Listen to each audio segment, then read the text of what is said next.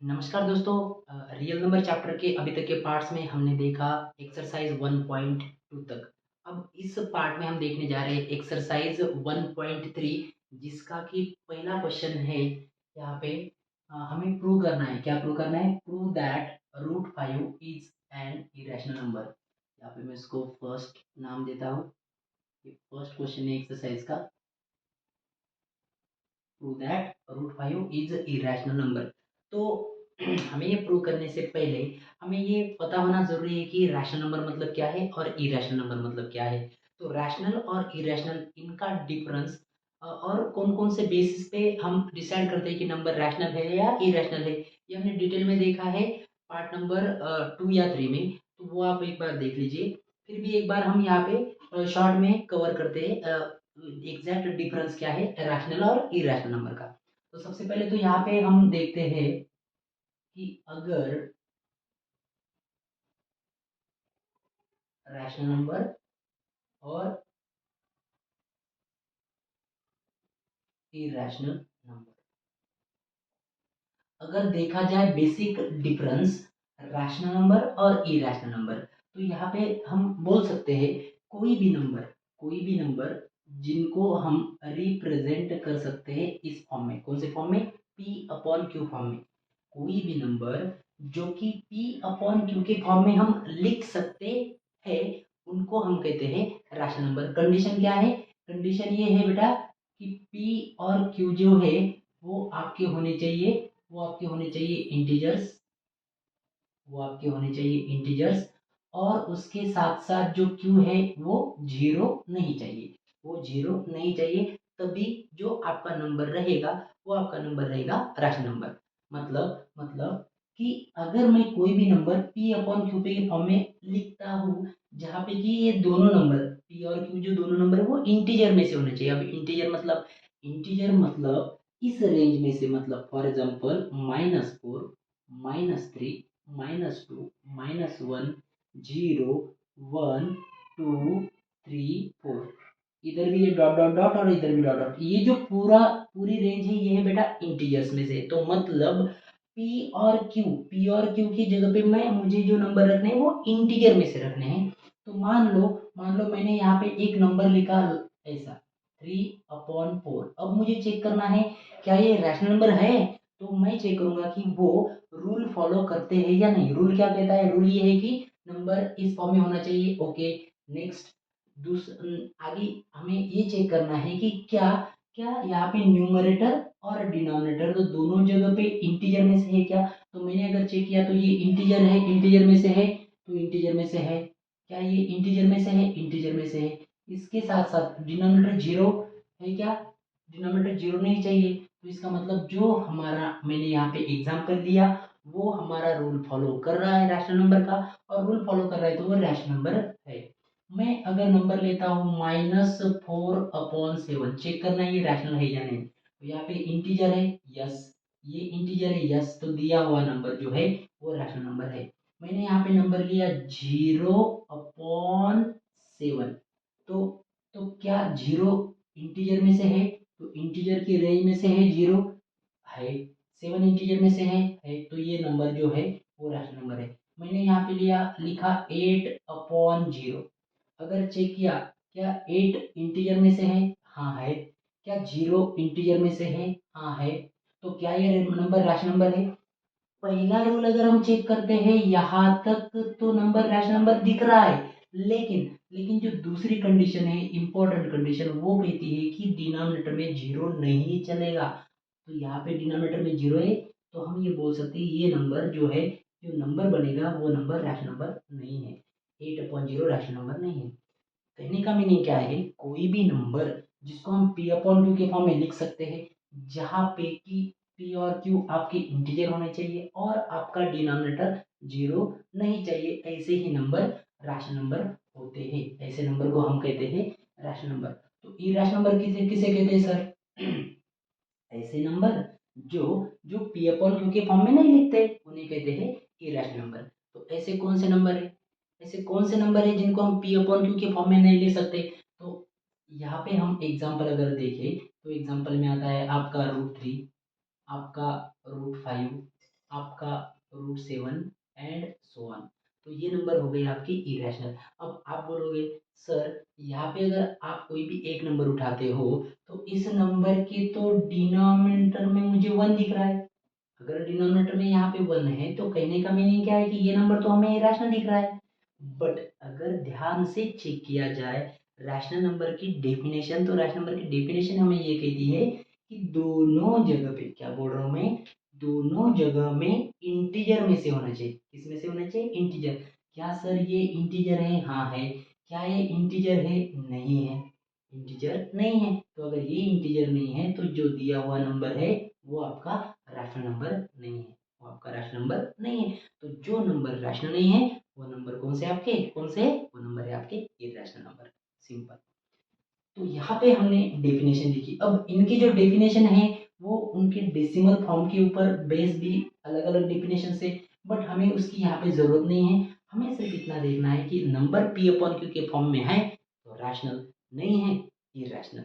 अब इस क्वेश्चन में हमें प्रूव करना है कि √5 जो है वो इरेशनल नंबर है। कौन सा नंबर है? इरेशनल। तो ये प्रूव करने के लिए हम यहाँ पे मेथड यूज करने जा रहे हैं। कौन सी मेथड बेटा? कॉन्ट्राडिक्शन। कौन सी मेथड? कॉन्ट्राडिक्शन। क्या कहती है बेटा कॉन्ट्राडिक्शन मेथड? कॉन्ट्राडिक्शन मेथड कहती है, कॉन्ट्राडिक्शन मेथड का कहना ये है बेटा कि कोई भी हम एक चीज को एज्यूम एक करेंगे तो रिजल्ट हमें उसके अपोजिट मिलना चाहिए, रिजल्ट हमें उसके अपोजिट मिलना चाहिए। उस मेथड को हम कहते हैं कॉन्ट्राडिक्शन मेथड।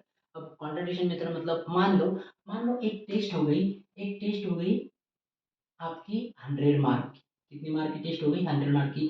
तो 100 मार्क की टेस्ट के लिए मैंने पूरे क्वेश्चन अटेम्प्ट किए। मान लो मैंने 100 मार्क की टेस्ट दी तो मैंने उसमें से टोटल क्वेश्चन थे 40 क्वेश्चन। कितने क्वेश्चन थे? 40 क्वेश्चन। तो 40 क्वेश्चन में से मैंने 40 के 40 अटेम्प्ट कर दिया मैंने। तो मैं ये मान के चल रहा हूँ, मैं ये एज्यूम करके चल रहा हूँ कि मैंने तो 40 के 40 क्वेश्चन अटेम्प्ट कर दिए, तो मुझे मुझे जो टोटल मार्क्स है 100, तो मुझे 100 में से कितने मार्क मिलने चाहिए? कितने मार्क मैं एज्यूम कर रहा हूँ? हाँ, मैं एज्यूम कर रहा हूँ कि मुझे 100 में से 100 मार्क मिलने चाहिए। मैंने एज्यूम किया, ये मैंने एज्यूम किया। लेकिन जब जो चेकर एक्चुअली वो चेक करने जा रहा है पेपर, तो उसको चेक करते समय ये समझ में आ गया कि मैंने जो 40 क्वेश्चन अटेम्प्ट किए उसमें से जो 4 क्वेश्चन थे वो रॉन्ग हो गए। 4 क्वेश्चन जो थे मेरे वो रॉन्ग हो गए। बाकी मुझे कुछ पता नहीं, लेकिन इतनी बात तो 100% श्योर है कि मुझे 100 आउट ऑफ 100 मार्क मिलेंगे क्या? नहीं मिलेंगे। मान लो मुझे 100 में से मिल गए 80 मार्क्स। कितने मिल गए? 80 मार्क्स एक्चुअल में। आउट ऑफ 100 मुझे जो मार्क्स मिल गए वो 80 मिल गए। मैंने 100 में से 100 मार्क्स मुझे आएंगे ऐसा एज्यूम किया था, लेकिन एक्चुअली क्या हुआ? एक्चुअल रिजल्ट क्या मिला? एक्चुअल रिजल्ट क्या मिला? 80 मिले। कितने में से? 100 में से। तो इसका मतलब मेरा जो एजम्पशन था कि मैंने मैंने 40 के 40 क्वेश्चन करेक्ट सॉल्व किए। ये एजम्पशन करेक्ट था क्या? नहीं, ये मेरा एजम्पशन यहाँ पे रॉन्ग हो गया। मेरा एजम्पशन था कि मैंने 40 क्वेश्चन करेक्ट अटेम्प्ट किए, लेकिन उसमें से 40 करेक्ट नहीं हुए। एजम्पशन मेरा रॉन्ग हो गया। मेरा एक्चुअल रिजल्ट जो है वो 80 मार्क्स आ गए आउट ऑफ 100। तो इसका मतलब ये क्या हो गया? ये मेरा जो एजम्पशन था वो कॉन्ट्राडिक्ट हो गया। क्या हो गया? कॉन्ट्राडिक्ट। एजम्पशन कुछ अलग, रिजल्ट कुछ अलग। दूसरा सिंपल एक एग्जांपल लेते हैं। मान लो बेटा कि कोई एक क्लास में एक स्टूडेंट है जिसको जिसको हम मान के चल रहे हैं कि वो जो स्टूडेंट है वो बहुत ही साइलेंट है। क्या है वो स्टूडेंट बहुत ही साइलेंट है, ऐसा हम मान के चल रहे हैं, ऐसा हम एज्यूम करके चल रहे हैं। अब क्या किया? अब थोड़ी देर में 10 मिनट क्लास के बाहर खड़े रह के उस स्टूडेंट को ऑब्जर्व कर रहे। हमने ऐसा मान के चल रहे कि स्टूडेंट जो है वो साइलेंट है, बट जब मैंने ध्यान से देखा, 10 मिनट उसको ऑब्जर्व किया क्लास के बाहर से, तो समझ में आ रहा है कि वो स्टूडेंट साइलेंट है ही नहीं। वो क्लास में पीछे, जब पीछे बैठने वाला स्टूडेंट है, तो समझ में ये आ रहा है कि वो स्टूडेंट कुछ अलग तरीके की हरकतें कर रहा है। किसी को कुछ मीन्स डिस्टर्ब कर रहा है एक तो क्लास में, या फिर कुछ कुछ अलग तरीके की हरकत कर रहा है, किसी को डिस्टर्ब कर रहा है, या कुछ कुछ भी ऐसा कुछ काम कर रहा है जो कि साइलेंट, जिससे समझ में आ रहा है कि ये स्टूडेंट साइलेंट नहीं है। हमने एज्यूम किया कुछ और, रिजल्ट कुछ अलग ही मिला। देखने को कुछ अलग ही मिल रहा है। इस मेथड को कौन सी मेथड कहते हैं? Contradiction method. कौन सी मेथड कहते हैं? Contradiction method. तो यहाँ पे हमें क्या करना है? हमें नंबर को प्रूव करना है कि नंबर इरेशनल है। क्या है? Number irrational. कौन सी मेथड यूज करने जा रहे हैं? कॉन्ट्रडिक्शन। क्या कहती है कॉन्ट्रडिक्शन मेथड? कॉन्ट्रडिक्शन मेथड कहती है कि एज्यूम एक करना है, मतलब हमें जो प्रूव करना है उसके रिवर्स में एज्यूम करना है। मुझे अगर प्रूव करना है कि स्टूडेंट स्टूडेंट साइलेंट है, तो मैं एज्यूम करूंगा कि ये जो स्टूडेंट है ये कुछ ज़्यादा ही मीन्स बहुत ही अलग तरीके की हरकतें करता है। मुझे अगर ये प्रूव करना है, मुझे अगर प्रूव करना है कि मुझे 100 आउट ऑफ 100 मार्क मिले, ये मुझे एज्यूम करना है, तो मैं इसके रिवर्स में एज्यूम करूंगा। सिंपल क्या करूंगा? मैं रिवर्स में एज्यूम करूंगा। तब जाके जब एक्चुअल रिजल्ट चेक करेंगे तो उससे समझ में आएगा कि हमारा एजम्पशन और एक्चुअल रिजल्ट ये काफ़ी डिफरेंट है, इसमें अलग अलग है। तो यहाँ पे मुझे प्रूव करना है कि रूट 5 जो है वो इरेशनल नंबर है। तो मैं यहाँ पे एज्यूम करता हूँ, सॉल्यूशन में मैं लिखने जा रहा हूँ, let us assume that let us assume that root 5 is a rational number. root 5 is a rational number. मुझे तो प्रूव करना है वो इरेशनल नंबर है, लेकिन मैं एज्यूम करके चल रहा हूँ कि वो रैशनल नंबर है। अगर मैं जो एज्यूमशन करके चल रहा हूँ कि वो रैशनल है, तो उसने रैशनल नंबर के साथ साथ जो उसका रिजल्ट है वो रैशनल नंबर की अगर प्रॉपर्टी फॉलो नहीं कर रहा, तो समझ यहाँ पे हमें समझ में आएगा कि मेरा एज्यूमशन गलत हो रहा है, क्योंकि मैं एज्यूम कर रहा हूँ कि वो रैशनल है और उसकी प्रॉपर्टी फॉलो नहीं कर रहा है। रैशनल नंबर के जो रूल है वही फॉलो नहीं कर रहा है, तो वो रैशनल नंबर है क्या? हो ही नहीं सकता वो रैशनल नंबर। तो जो रैशनल नहीं वो कौन सा हो गया? वो हो गया आपका इरेशनल नंबर। चलो, तो अगर यहाँ पे रूट 5 रैशनल नंबर है, मैं एज्यूम करके चल रहा हूँ, तो मैं यहाँ पे लिख सकता हूँ therefore it can be represented represented in the form of in the form of root 5 is equal to a upon b, where a and b are co-prime number and b not equal to 0। समझ लो, ये बहुत ही important है। यहाँ मुझे prove करना है वो irrational है, मैं मेथड यूज कर रहा हूँ कॉन्ट्रडिक्शन।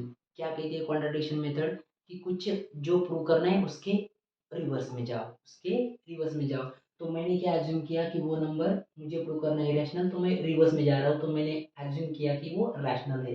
अगर वो रैशनल नंबर है, मैं एज्यूम करके चल रहा हूँ, तो मैं उसको लिख सकता हूँ कैसे? It can be represented in the form of A upon B. अब आप बोलोगे सर ए अपॉन बी क्या है? अरे ए अपॉन बी मतलब ही पी अपॉन क्यू है। अरे पी अपॉन क्यू मतलब वेरिएबल्स है, तो ये वेरिएबल के हैं, तो उसकी जगह पे मैं कुछ भी यूज करता हूँ, कर सकता हूँ। मैंने यहाँ पे ए और बी यूज किए। ओके, तो मैंने क्या किया? रूट 5 को ए अपॉन बी के फॉर्म में लिख लिया। वेयर कंडीशन क्या है? वेयर जो ए और बी है वो नंबर क्या होने चाहिए? ए और बी दोनों के दोनों को प्राइम होने चाहिए। कौन से नंबर होने चाहिए? को प्राइम नंबर। अब इसका मीनिंग क्या है? इसका मीनिंग ये होता है कि यहाँ पे सपोज मैं एग्जांपल लेता हूँ 3 और 4 का। ये मैंने दो एग्जांपल लिए, दो नंबर लिए। अब मुझे बोलो कि 3 के फैक्टर क्या है रे? 3 के फैक्टर क्या क्या आते हैं? तो 3 के फैक्टर आते हैं 1 और 3। चलो मैं यहाँ पे 5 लेता हूँ। 3 के फैक्टर क्या क्या आ रहे हैं? 1 और 3, ये आ रहे हैं 3 के फैक्टर। Okay, next. अब 5 के फैक्टर क्या क्या आते हैं? 5 के फैक्टर आते हैं 1 और 5। 3 के फैक्टर 1 और 3 है, 5 के फैक्टर 1 और 5 है। अब दोनों के फैक्टर में ऐसा कौन सा नंबर है जो कॉमन है? तो यहाँ पे अगर चेक किया जाए तो दोनों में मुझे एक ही नंबर मिल रहा है कॉमन। कौन सा मिल रहा है? 1। कौन सा मिल रहा है? 1। तो ऐसे कोई भी दो नंबर जिनमें सिर्फ और सिर्फ एक ही नंबर कॉमन है। क्या कॉमन है? एक ही नंबर, जिनके फैक्टर में, जो हम दो नंबर ले रहे हैं उन नंबर्स के फैक्टर में अगर हमें सिर्फ और सिर्फ एक ही नंबर कॉमन मिल रहा है जो कि है 1, तभी हम बोल सकते हैं कि जो दो नंबर्स है वो दो नंबर्स को प्राइम है। कौन से नंबर है वो? को प्राइम नंबर है। अगर दोनों के फैक्टर में एक के अलावा, एक को छोड़ के अगर एक से ज्यादा नंबर कॉमन आ रहे तो उस समय वो नंबर को प्राइम नंबर नहीं है। दूसरा एग्जांपल लेते हैं। यहाँ पे अगर मैंने लिया 3 जिसके फैक्टर है 1 3। मैंने दूसरा लिया 4 जिसके फैक्टर क्या क्या थे? 4 के फैक्टर क्या है?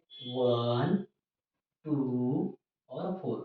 ये 3 के फैक्टर्स है, ये 4 के फैक्टर्स है। अब इसके फैक्टर 2 है, इसके फैक्टर 2 से ज़्यादा है। हमें ये पता है जिस नंबर के सिर्फ और सिर्फ 2 ही फैक्टर होते हैं उस नंबर को हम कहते हैं प्राइम नंबर। तो हमारा जो 3 नंबर है ये प्राइम है। जिस नंबर के 3 से ज़्यादा फैक्टर होते हैं, 3 से ज़्यादा फैक्टर होते हैं उस नंबर को हम कौन से नंबर बोलते हैं बेटा? कौन से नंबर बोलते हैं? Composite number. कौन से नंबर बोलते हैं? Composite number. तो यहाँ पे 3 जो है आपका प्राइम नंबर है, 4 जो है वो कंपोजिट। हमें इससे कुछ लेना देना नहीं। नंबर अगर सिंगल है तो कुछ लेना देना नहीं, हम देख रहे हैं जोड़ी में कॉमन कौन है। अगर देखा जाए तो इन जोड़ी में सिर्फ और सिर्फ एक ही नंबर मुझे कॉमन दिखाई दे रहा है। दोनों में जो कॉमन है सिर्फ एक ही नंबर है। कौन सा है वो? 1। तो इसलिए हम बोल सकते हैं कि 3 और 4 भी क्या है आपका? आपका को प्राइम नंबर। क्या है आपका? को प्राइम। किसे कहते हैं को प्राइम नंबर? ऐसे नंबर जिनके फैक्टर्स में सिर्फ और सिर्फ एक ही नंबर कॉमन मिल रहा है। वो कौन सा है? वो अगर 1 है तभी हम बोल सकते हैं कि वो नंबर को प्राइम नंबर है। वो नंबर कौन से? को प्राइम नंबर है। तो मुझे बोलो ध्यान से बताओ मेरे क्वेश्चन का आंसर।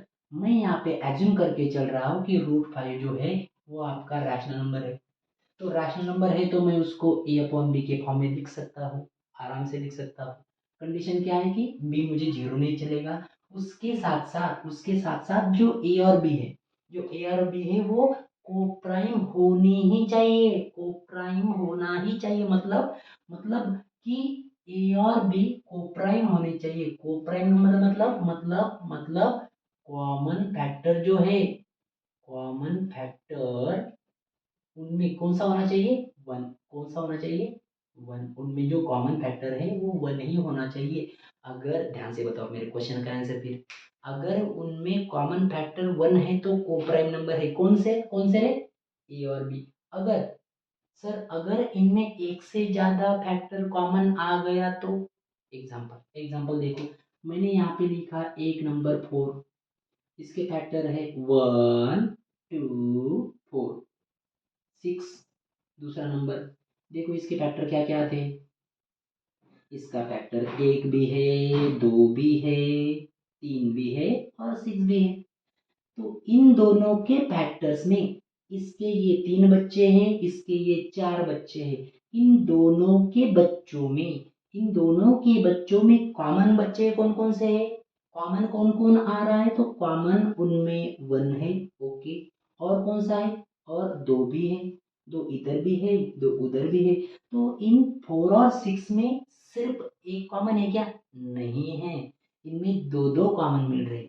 तो अगर उनमें एक से ज्यादा कॉमन है तो क्या हम बोल सकते हैं क्या कि ये दोनों को प्राइम है? नहीं। अगर हम इन दोनों को प्राइम बोलेंगे तो ये गलत हो जाएगा।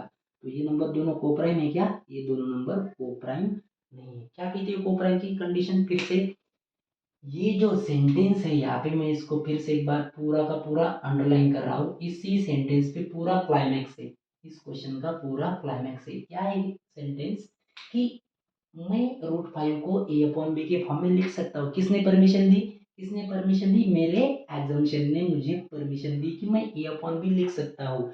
और उसके साथ साथ मैंने और क्या लिखा कि दोनों के दोनों को प्राइम होनी चाहिए मतलब उनमें एक से ज्यादा फैक्टर नहीं। अगर सर एक से ज्यादा फैक्टर आ गया तो मेरा एजम्पशन रॉन्ग हो रहा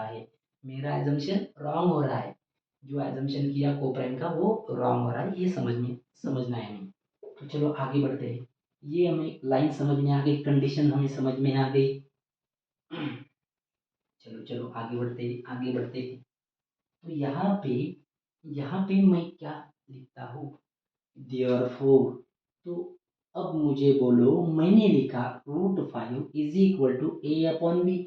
चलो b ने इधर डिवाइड किया है, इधर आके b क्या करेगा, b मल्टीप्लाई करेगा। तो क्या होगा, ये होगा √5b = a। √5b = a, इसको मैं नाम देता हूँ 1, equation number 1। Okay next, on squaring. अगर मैं स्क्वेयरिंग करता हूँ तो, अगर मैंने स्क्वेयरिंग की तो क्या होगा, इधर दोनों का स्क्वायर होगा। तो दोनों का स्क्वायर करने से अच्छा है मैं इसको लिखता हूँ √5b ब्रैकेट का square is equal to a का स्क्वायर। चलो दोनों का स्क्वायर करते हैं, तो √5 का स्क्वायर हो जाएगा 5, √5 का स्क्वायर हो जाएगा 5, और b का स्क्वायर हो जाएगा b² इज इक्वल टू ये तो a स्क्वायर है, तो ये एज इट इज होगा। अब यहाँ पे क्या हो रहा है, ध्यान से समझो। 5 ने b² के साथ मल्टीप्लाई किया है, उधर जाके 5 क्या करेगा, डिवाइड करेगा। किसको डिवाइड करेगा, a² को डिवाइड कर रहा है। अब यहाँ पे क्या हो रहा है, ध्यान से समझो। 5 ने b² के साथ इधर मल्टीप्लीकेशन किया है, उधर जब जाएगा तो डिवाइड करेगा। तो ये होगा b² is equal to a² divide by 5। अब ये समझने के लिए मैं यहाँ पे एक एग्जांपल लेता हूँ, चलो मान लो यहाँ पे कि 5 क्या कर रहा है, 25 को डिवाइड कर रहा है। डिवाइड करता है क्या, 5 25 को डिवाइड करता है, यस डिवाइड करता है, क्योंकि 5 के टेबल में 25 है, 5 5 जार 25। 5 ने, समझो ध्यान से समझो, 5 ने 25 को डिवाइड किया। तो अगर 5 ने 25 को डिवाइड किया तो इसका जो स्क्वायर रूट है, जो 25 का स्क्वायर रूट है वो है 5, तो अगर 5 ने 25 को डिवाइड किया तो उसका जो स्क्वायर रूट आ रहा है 5, क्या इस स्क्वायर रूट को 5 डिवाइड कर रहा है, कर सकता है, आराम से कर सकता है। अगर 5 ने 25 को डिवाइड किया तो 25 का जो स्क्वायर रूट है 5, उसको भी ये 5 आराम से डिवाइड कर सकता है, आराम से। क्योंकि 5 ने 25 को डिवाइड किया, 5 5 जा 25, तो 5 इस 5 को भी डिवाइड करेगा, 5 1 जा 5, डिवाइड हो रहा है। ओके नेक्स्ट, दूसरा एग्जांपल लेते हैं। चलो 625। अब चेक करते हैं, क्या 5 इस 625 को डिवाइड कर सकता है, 5 ने 625 को डिवाइड होता है क्या, देखो एक बार। तो मैंने चेक किया, 625 को अगर मैं 5 से डिवाइड करता हूँ तो 5 1 जा 5, बचा 1 लिया 2, 5 2 जा 10, बचा 2 लिया 5, 5 5 जा 25, 0। यस यस यस, 5 इस 625 को डिवाइड कर सकता है आराम से। तो बोलो मेरे क्वेश्चन का आंसर, इसका स्क्वायर रूट कौन है रे, इसका बच्चा कौन है, इसका बच्चा है 25, ध्यान से समझो। 5 ने 625 को डिवाइड किया, तो अगर 5 अगर गलती से इसको डिवाइड कर रहा है ना, तो इसके बच्चे को आराम से डिवाइड करेगा। 5 इसके बच्चे को भी आराम से डिवाइड करना। अभी ये कैसा है, समझने के लिए ऐसा समझो कि अगर 5 फादर को मार सकता है, तो 5 उसके बेटे को भी मारने की ताकत रखता है आराम से। अगर ये नंबर फादर को मार सकता है, तो उसमें उसके बेटे को तो मारने की ताकत आराम से ही है। यहाँ पे भी 5 अगर इसको मार सकता है तो इसको भी मार सकता है, सिंपल। इसी तरीके से क्या हम ऐसा बोल सकते हैं, कि यहाँ पे ये जो 5 है, अगर ये 5 a² को डिवाइड कर सकता है, ध्यान से समझो, अगर ये 5 a² को डिवाइड कर सकता है तो इसका बच्चा कौन हो गया, a² का बच्चा हो गया a। अगर 5 a² को डिवाइड कर सकता है तो क्या हम बोल सकते हैं कि 5 ए को भी डिवाइड कर सकता है, आराम से बोल सकते हैं, कोई नहीं रोक सकता हमें ये बोलने से। अरे 5 6 25 को डिवाइड कर सकता है तो 5 25 को भी आराम से डिवाइड कर सकता है, देखो उसके टेबल में आता है। उसी तरीके से अगर 5 इस ए स्क्वायर को डिवाइड कर सकता है तो 5 इस ए को भी आराम से डिवाइड कर सकता है, आराम से। तो वही हम यहाँ पे लिखने जा रहे हैं। देखो इसका मीनिंग क्या हो गया, इस इक्वेशन से हम ये लिख सकते हैं कि हियर हियर 5 डिवाइड्स किसको डिवाइड कर सकता है, 5 ए स्क्वायर डिवाइड कर रहा है। Here 5 divides A square and therefore 5 also divides divides ए। अगर ए स्क्वायर को डिवाइड कर सकता है तो उसके बच्चे को भी डिवाइड कर सकता है, और अगर डिवाइड कर सकता है therefore we can say that therefore 5 is factor of a. 5 is a factor of a. 5 अगर ए स्क्वायर को डिवाइड कर सकता है तो 5 ए को भी डिवाइड कर सकता है, और अगर ए को डिवाइड कर सकता है तो क्या हम बोल सकते हैं 5 ए का फैक्टर है, आराम से। जैसे कि ये 5 इस 5 को डिवाइड कर सकता है तो इस 5 के फैक्टर आ रहे 1 और 5, तो इसका मतलब है कि इसके फैक्टर में ये आ रहा है। क्या 25 के फैक्टर में 5 आता है, क्या 25 के फैक्टर में 5 आता है? सर 5 इसको डिवाइड कर रहा है तो उसके फैक्टर में तो होगा ही होगा। ये 5 इसका भी फैक्टर है, ये 5 इसका भी फैक्टर है। क्यों फैक्टर है सर? क्योंकि दोनों को डिवाइड करता है। अरे उसको डिवाइड करता है मतलब वो उसका फैक्टर है ही है। उसी तरीके से अगर 5 ए स्क्वायर को डिवाइड करता है तो 5 इसका फैक्टर है, अगर ये इसको भी डिवाइड करता है तो इसका भी फैक्टर है। उसी तरीके से हमने यहाँ पे लिखा है 5 डिवाइड्स ए स्क्वायर, तो 5 ए को भी डिवाइड करता है और ए को डिवाइड करता है मतलब 5 उसका क्या है, फैक्टर है। क्या है उसका, फैक्टर है। यहाँ तक हमें समझ में आ गया। अब आगे बढ़ते हैं, अब आगे बढ़ते हैं। यहाँ तक के सिनेरियो से हमें ये समझ में आ गया कि 5 जो है वो ए का फैक्टर आ गया। 5 जो है ये ए का फैक्टर निकल के आ गया है। चलो अब यहाँ पे हमने प्रूव किया कि 5 ए का फैक्टर है, यहाँ तक तो हमारा हो गया। तो अब ए का अगर फैक्टर ये हमने यहाँ पे लिख लिया, प्रूव कर दिया। चलो तो हम क्या करते हैं, ए को हटा देते, ए को हटा देते। क्यों ए को हटा रहे, क्योंकि उसने क्या किया, 5 ने क्या किया, उसको डिवाइड किया, उसका फैक्टर मिल गया, उसको हटा देते। तो अब मैं क्या कर रहा हूँ यहाँ पे, चलो मैं क्या करता हूँ यहाँ पे, इसको मैं नाम देता हूँ equation number 2। Equation number 2। So now put a is equal to 5c in equation 2। अब आप बोलोगे कि सर आपने ए को ही क्यों रिप्लेस किया, बी क्यों क्यों नहीं किया रिप्लेस, क्योंकि ए का काम हो गया। ए का काम हो गया तो उसको हटा देते हैं, उसकी जगह पे दूसरा वेरिएबल लेते हैं 5 के साथ। क्यों 5 के साथ, क्योंकि हमें 5 प्रूव करना है ना, 5 as a root, 5 is a irrational number, तो इसलिए मैंने क्या किया, ए को रिप्लेस किया 5 से। चलो इक्वेशन नंबर 2, ए को हटा के वहां पे 5 से रखना है, देयरफॉर क्या होगा, therefore equation 2 becomes equation two क्या होगा रे, इक्वेशन 2 क्या होगा, 5b² इज इक्वल टू, ए की जगह पे क्या रखना है, ए की जगह पे रखना है 5c और ब्रैकेट का स्क्वायर तो क्या होगा, ये होगा 5b² इज इक्वल टू, इसका स्क्वायर क्या होता है, इसका स्क्वायर क्या होता है, 5 का स्क्वायर 25 और c का स्क्वायर सी का स्क्वायर क्या होगा, c²। क्या हो रहा है यहाँ पे, देखो देखो 5b² is equal to 25c²। अब यहाँ पे क्या कर रहा हूँ मैं, देखो इधर इस 25 ने सी के साथ c² के साथ मल्टीप्लीकेशन किया है, 25 ने इधर मल्टीप्लीकेशन किया, इधर आके क्या करेगा, इधर आके क्या करेगा, डिवाइड करेगा सर, इधर क्या करेगा, डिवाइड करेगा। तो ये क्या मिला, c²। अब यहाँ पे क्या होगा रे, 5 1 जा 5, 5 5 जा 25, तो क्या बचा, ये बचा b² divide by 5 is equal to c²। चलो चलो लगाओ दिमाग, लगाओ दिमाग।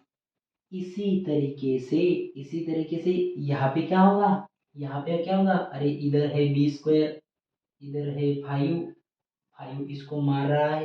अगर फाइव इसको मारने की ताकत रखता है तो क्या फाइव इसके इसके बेटे को मारने की ताकत रखेगा? आराम से रखेगा, आराम से रखेगा। तो अगर वो ये इसके बेटे को भी ये मारने की ताकत रखता है तो क्या हम बोल सकते हैं? आराम से बोल सकते हैं। क्या बोल सकते हैं? हम ये बोल सकते हैं कि five divides B square and therefore five also divides b and therefore इन दोनों का यूज करके मैं क्या लिख सकता हूँ? Five is factor of b, five is a factor of B. ध्यान से समझो, हाँ, ये बहुत जरूरी है, ये बहुत जरूरी है। तीसरी लाइन बहुत जरूरी, ये तीनों लाइन लिखना जरूरी ही जरूरी। इससे समझ में आएगा आपके क्वेश्चन का जो क्लाइमैक्स वाली लाइन है वो हमें यहाँ पे समझनी है। देखो फर्स्ट पार्ट में मैंने क्या किया है, फर्स्ट पार्ट में मैंने ये प्रूव किया कि फाइव ए स्क्वायर को डिवाइड करता है। तो फाइव ए स्क्वायर को डिवाइड करता है तो वो ए को भी डिवाइड करेगा। अगर ए को डिवाइड कर रहा है तो इसका मतलब कि वो ए का बच्चा है। बच्चा ये समझने के लिए हम यहाँ पे समझ रहे हैं। तो फाइव क्या हो रहा है ना, फाइव ए का फैक्टर है, ये हमें यहाँ पे प्रूव हो गया फर्स्ट पार्ट से। सेकंड पार्ट में हमने क्या किया, हमने ए को हटा दिया और उसकी जगह पे लिया मैंने फाइव सी। अब ए को ही क्यों हटाया, क्योंकि उसका काम हो गया। ए की जगह पे क्या रखा, फाइव सी। कौन सी इक्वेशन में, जहाँ पे स्क्वायर वाला था। ये रखने के बाद हमने यहाँ पे 25 को उधर लिया। तो 25 ने इधर इधर लेने के बाद 5 ने डिवाइड किया तो ये आ गया बी स्क्वायर अपॉन 5। अब ये लाइन क्या बोल रही है, ये लाइन हमें समझाती है कि फाइव बी स्क्वायर को डिवाइड करता है। तो बी स्क्वायर को डिवाइड करता है तो मतलब उसका जो बेटा है उसको भी वो आराम से डिवाइड कर सकता है। तो अगर फाइव बी को डिवाइड कर रहा है तो इसका मतलब क्या है कि फाइव बी का भी फैक्टर है। फाइव क्या है, बी का भी फैक्टर है। तो अभी यहाँ पे क्या हो रहा है, इसका मीनिंग क्या हो रहा है, इसका मीनिंग ये हो रहा है, ध्यान से समझो, ध्यान से समझो। ये नंबर है ए और ये नंबर है बी। अब ध्यान से समझो, क्या हम बोल सकते हैं कि इस नंबर का, क्या हम बोल सकते हैं कि फाइव इसका फैक्टर है? हाँ आराम से बोल सकते हैं, क्योंकि ये हमने यहाँ पे प्रूव किया। फाइव ए का फैक्टर है। क्या फाइव बी का फैक्टर है? हाँ फाइव बी का भी फैक्टर है, ये हमने यहाँ पे प्रूव किया। फाइव इसका भी बच्चा है, फाइव इसका भी बच्चा है।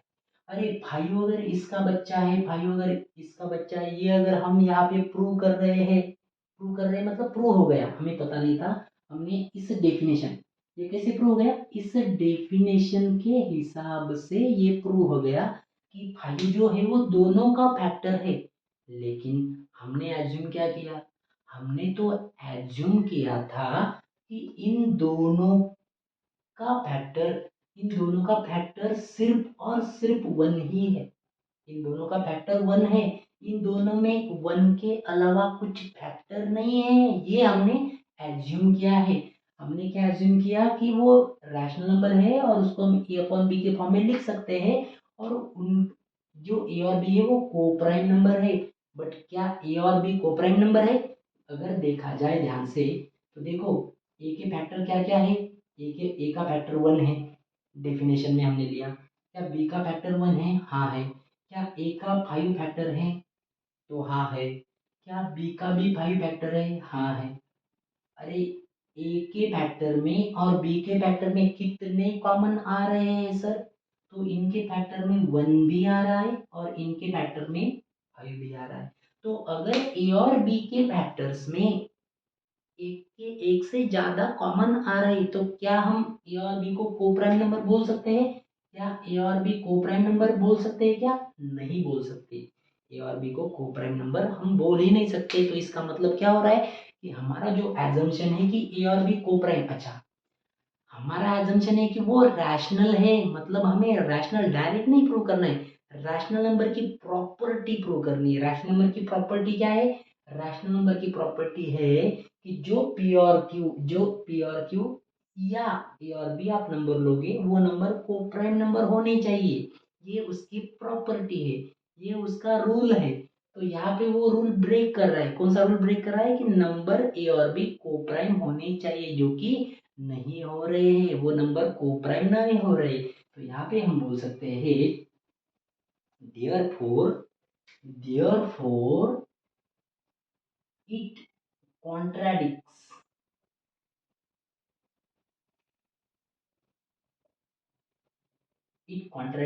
our assumption. It contradicts our assumption that A and B are co-prime.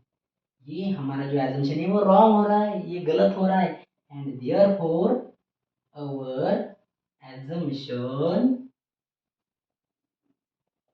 is wrong. Assumption is wrong that root 5 is a rational number. Root 5 is a rational number, and therefore क्या लिखना है?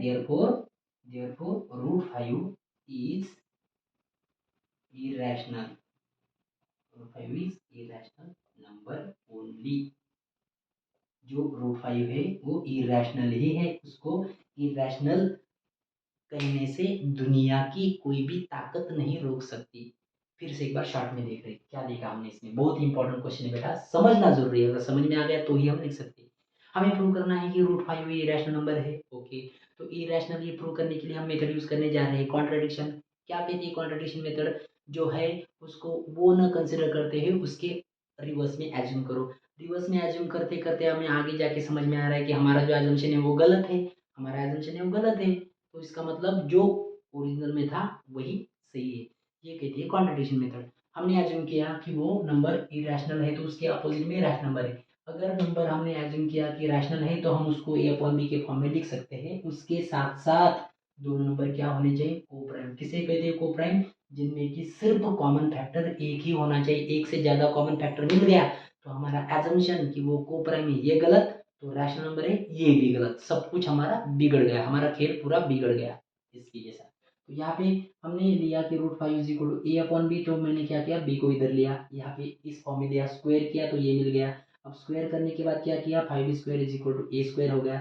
तो यहाँ पे मैंने क्या किया? इसको 5 को उधर लिया, तो 5 ने क्या किया? इसको डिवाइड किया। अब इसका मीनिंग क्या हो रहा है कि ये ए स्क्वायर को डिवाइड कर रहा है, मतलब ए को भी डिवाइड कर रहा है। ए को डिवाइड कर रहा है मतलब उसका बच्चा है।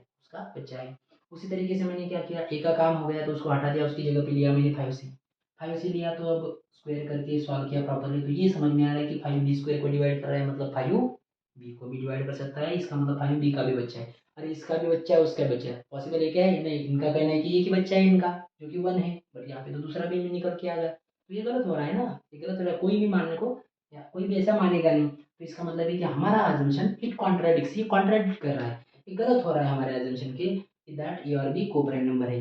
को प्राइम नंबर है, हमारा एजम्पशन है, मतलब इसका मीनिंग क्या कि वो रैशनली हमारा एजम्पशन ही गलत है। इसका मतलब वो क्या है? वो नंबर है इरेशनल नंबर। इस तरीके से हम इसको लिख सकते हैं। अगर आपको लगता है तो आप इसका स्क्रीनशॉट ले सकते हैं।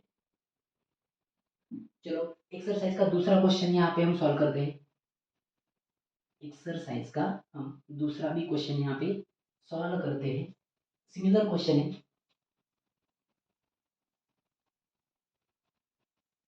दूसरा क्वेश्चन क्या है? क्या कहता है दूसरा क्वेश्चन? एक्सरसाइज का दूसरा क्वेश्चन है, अब ये थोड़ा इजी है प्रूव करना। एक्सरसाइज का दूसरा क्वेश्चन है, prove that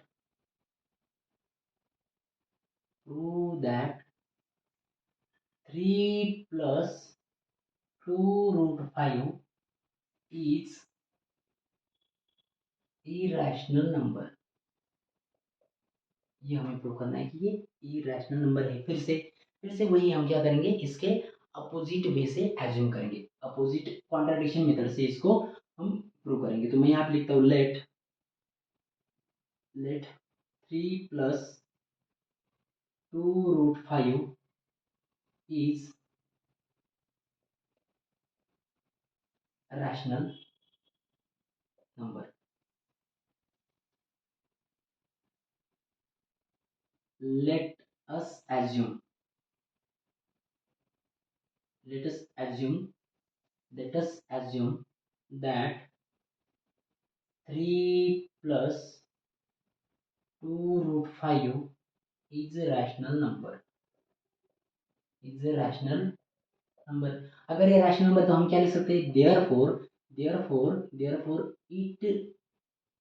can be it can be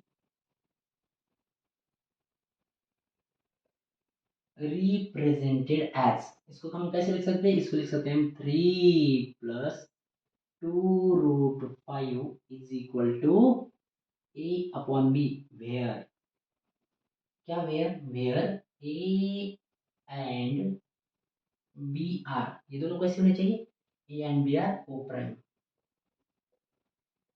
and b तो जरूर नहीं चलेगा, ये तो कहीं पे भी जाओ बी जरूर नहीं चलेगा। को प्राइम नंबर मतलब, को प्राइम मतलब कॉमन फैक्टर में क्या है, तो हमने अभी समझा, कॉमन फैक्टर एज 1। को प्राइम जहाँ पे आ गया तो ये समझ लेना, यहाँ पे छाप देना कंडीशन क्या कि कॉमन फैक्टर सिर्फ एक ही होना चाहिए, तो ये हमने यहाँ पे एज्यूम किया, ये हमने एज्यूम किया। तो अब इसके अकॉर्डिंग अभी क्या होगा देखो, 3 इधर एडिशन में है तो उधर जाके क्या होगा 3, उधर जाके क्या होगा 3, उधर जाके होगा माइनस, देयरफॉर ये क्या होगा, ये होगा 2√5 इज इक्वल टू a/b -3। 3 इधर प्लस में है उधर जाके माइनस हो गया, इधर प्लस में था उधर जाके माइनस हो गया 3। अब आगे क्या करेंगे हम, आगे क्या करेंगे देखो, यहाँ पे 2 ने √5 के साथ मल्टीप्लीकेशन की है, अगर 2 ने मल्टीप्लीकेशन की है तो उधर जाके क्या करेगा 2, उधर जाके क्या करेगा सर, अगर 2 ने इधर मल्टीप्लीकेशन की है तो उधर जाके 2 क्या करेगा, 2 डिवाइड करेगा, तो यहाँ पे 2 मल्टीप्लीकेशन में है तो उधर जाके होगा 1/2 ब्रैकेट में a/b -3, a/b -3। अब ध्यान से देखो यहाँ पे इस क्वेश्चन के आंसर का क्लाइमैक्स कैसे, देखो इधर इस सेंटेंस से क्या समझ में आ रहा है, इस सेंटेंस से क्या समझ में आ रहा है कि यहाँ पे अगर हमने देखा, यहाँ पे अगर हमने देखा तो मुझे बोलो a/b ये क्या है रे, ये क्या है, ये है रैशनल नंबर, ये क्या है रैशनल नंबर, क्यों रैशनल नंबर है, क्योंकि सर इसको a/b के फॉर्म में लिखा है, अगर इसको हमने a/b के फॉर्म में लिखा है तो मतलब नंबर रैशनल ही है, क्या है नंबर रैशनल है, क्योंकि अगर इरेशनल होता था तो हम a/b के फॉर्म में लिख सकते थे क्या, उसको हम a/b के फॉर्म में नहीं लिख सकते, तो यहाँ पे क्या हो गया, ये नंबर रैशनल है, क्या ये नंबर रैशनल है, हाँ सर ये भी नंबर रैशनल है, क्योंकि इसके डिनोमिनेटर में क्या है, इसके डिनोमिनेटर में 1 है तो ये भी रैशनल हो गया, अरे ये रैशनल है, ये रैशनल है, ये रैशनल है, तो इन सबको सॉल्व करके जो राइट साइड में, इक्वल के राइट साइड में जो पूरा का पूरा नंबर बन रहा है, ये नंबर कौन सा है, कौन सा हो गया ये नंबर बन गया रैशनल नंबर, मतलब ये जो पूरा नंबर बन रहा है, ये पूरा नंबर बन रहा है रैशनल, ये पूरा नंबर बन रहा है रैशनल, लेकिन लेकिन जो √5 है वो √5 क्या है, ये क्या है, ये तो इरेशनल नंबर है, ये तो इरेशनल नंबर है, तो क्या हम बोल सकते हैं कि ये दोनों बराबर हो गए, इरेशनल और रैशनल इक्वल हो सकता है क्या, ये तो गलत हो रहा है, ये तो गलत हो रहा है, तो यहाँ पे हम लिख सकते हैं, यहाँ पे हम लिख सकते हैं here here a and b, यहाँ पे हम a and b are integers, a और बी क्या है, a and b are integers and therefore 1/2 in bracket a/b -3 is rational number, ये क्या है, ये तो रैशनल नंबर, मतलब ये पूरा जो इनको नंबर लेके जो बनेगा वो रैशनल। अब चलो इसको एक बार और समझते हैं, इसको मैं एक एग्जांपल लेके समझाता हूँ, देखो 1/2 ब्रैकेट में, चलो एक कोई भी नंबर लो, ए और बी की जगह पे, ए और बी की जगह पे मैं लेता हूँ 3/4, क्या लिया मैंने 3/4, और चेक करते कि ये रैशनल आता है क्या, -3, चलो करो सॉल्व, इसको क्या आता है देखते हैं, तो अगर 4 ने मल्टीप्लाई किया तो क्या होगा, ये क्या होगा रे, ये होगा 4 3 ज़ा 12 डिवाइडेड बाय 4, सॉल्व किया तो ये होगा 1/2, 12 में से 3 गए -9 डिवाइड बाय 4, -9 डिवाइड बाय 4 मतलब ये हो रहा है -9 डिवाइड बाय 8, तो क्या हो रहा है, कौन सा नंबर है सर, रैशनल नंबर है, ये तो रैशनल नंबर है, तो हमें ये सॉल्व करने की जरूरत नहीं, ये हमने समझने के लिए यहाँ पे सॉल्व किया ऐसा एक एग्जांपल लेके। बट यहाँ पे हमें यहाँ से ही समझ में आ रहा है कि अगर ये रैशनल है, ये भी रैशनल है, ये भी रैशनल है, तो सभी के सभी नंबर इनको मिला के सॉल्व करके जो नंबर मिलेगा वो भी हमारा रैशनल ही रहेगा। But √5 is √5 is irrational. √5 is irrational number, and therefore irrational number cannot be equal to rational number. Cannot be equal to rational number. LHS और RHS दोनों इक्वल नहीं है, तो इक्वल नहीं है तो इसका मतलब हमारा एजम्पशन क्या हो रहा है यहाँ पे, हमारा एजम्पशन क्या हो रहा है, therefore it contradicts our assumption. It contradicts our assumption that 3 plus 2√5 is rational. ये जो हमने एज्यूम किया है ये हमारा एजम्पशन कॉन्ट्रैक्ट कर रहा है, रॉन्ग हो रहा है, and therefore we can say that 3 plus 2√5 is irrational number, is irrational. तो इस तरीके से हम कोई भी अगर नंबर है तो ये रैशनल है या इरेशनल नंबर है, हम ऐसे ही प्रूव कर सकते हैं। तो यहाँ तक हमने देखा तो कोई भी नंबर को रैशनल इरेशनल नंबर कैसे प्रूव कर सकते हैं, और उसका यूज करके हमने यहाँ पे 2 क्वेश्चन सॉल्व किए हैं। जो बाकी के हैं हम देखेंगे इसके आगे के पार्ट में। Thank you.